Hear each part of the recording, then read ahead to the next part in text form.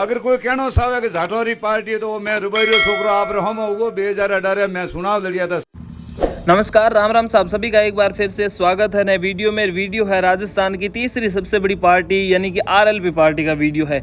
RLP के कार्यकर्ता सत्ताराम जी देवासी ने एक मंच पर यह कहा है कि लोग कहते हैं कि हनुमान बेनीवाल की जो आरएलपी पार्टी है वो सिर्फ जाटों की पार्टी है। इस पर मेरा जो एक इस प्रश्न पर जो उत्तर है वो ये है कि यदि ये जाटों की पार्टी के साथ में ही संघर्ष करते हैं, सिर्फ जाटों के लिए ही संघर्ष करते तो शायद इनके हर एक संघर्ष के साथ में जो जुड़ने वाले लोग हैं वो सिर्फ जाट ही होते।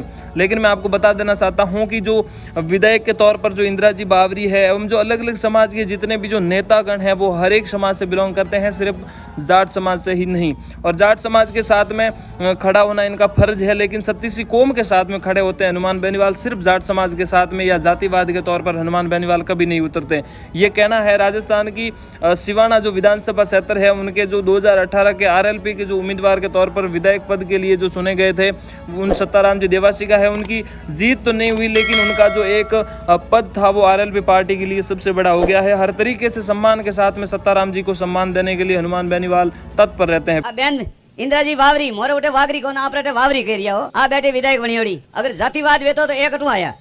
राष्ट्रीय लोकतांत्रिक पार्टी की जो 2018 की सरकार थी उस सरकार के बाद में अब जो ये 2023 का जो मामला है इस मामले के अंदर कितनी कुछ सीटें आ सकती है वो आप सभी जनता पर डिपेंड करता है। लेकिन जनता में सबसे बड़ा आक्रोश ये है कि आखिर हनुमान बेनीवाल के तौर पर लोग इतना साथ तो दे रहे हैं, हर तरीके से लोग उनका सहयोग कर रहे हैं, लेकिन वो लोग हैं जो इनको वोट क्यों नहीं दे रहे। सबसे बड़ा सवाल ये हनुमान बेनीवाल खुद को भी ये अभी तक समझ में नहीं आया कि मेरे साथ में हर तरीके से जो जनता का जो मुझे जो सपोर्ट मिल रहा है वो 100% है, लेकिन मेरे जो अपने जो खाते में अब जो वोट है वो वोट क्यों नहीं जाते हैं। सबसे बड़ा सवाल ये। लेकिन अब की बार का जो राष्ट्रीय लोकतांत्रिक पार्टी है इसका जो शायद माहौल हो सकता है कि कुछ चेंज हो जाए एवं उनको जो सीटें हैं वो पिछली बार से कई अधिक मिल जाए।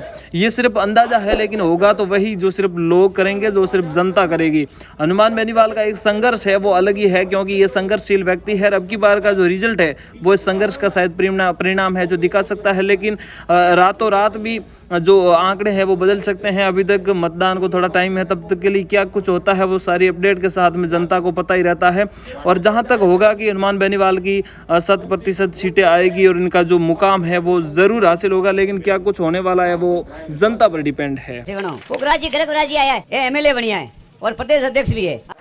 राष्ट्रीय लोकतांत्रिक पार्टी को जो सबसे ज़्यादा जो सपोर्ट करने वाले लोग हैं वो है युवा पार्टी। युवा पार्टी में हर तरीके से जोश रहता है, क्योंकि हनुमान बेनीवाल है जो सबसे ज़्यादा युवाओं के नज़दीक रहते हैं, युवाओं के करीब रहते हैं।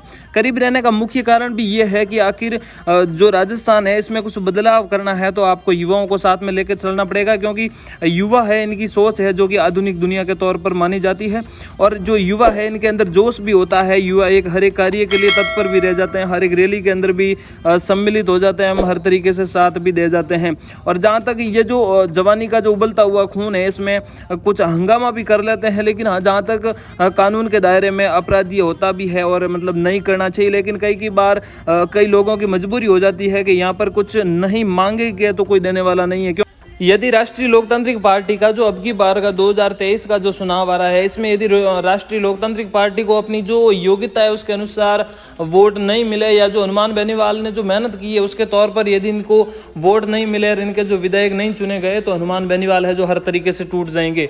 जहाँ तक संभव है कि इनकी जो विधायकों की जो संख्या है वो भी संख्या बढ़ जाए तो भी हनुमान बेनीवाल को जो प्रोत्साहन मिल सकता है, उत्साहन के साथ में वो अब की बार के जो चुनाव आएंगे उसमें हर तरीके से आगे बढ़कर कार्य करेंगे। लेकिन जो अब की बार की जो जनसंख्या है विधायकों की उनमें से यदि कुछ कम वगैरह हो गई तो फिर हनुमान बेनीवाल है जो कि हर तरीके से टूट जाएंगे, क्योंकि ये एक मनुष्यत्व में होता है कि आखिर बंदा कितना कुछ कर सकता है। ये अपनी एक अलग ही पार्टी है, अलग पार्टी के तौर पर हर तरीके से मेहनत कर रहे हैं। लेकिन जहाँ तक हो सके तो आप विशेष तौर से यदि कोई योग्यता के अनुसार जो कैंडिडेट उतरता है तो आप जनता समझदार है इनको वोट कर सकते हैं।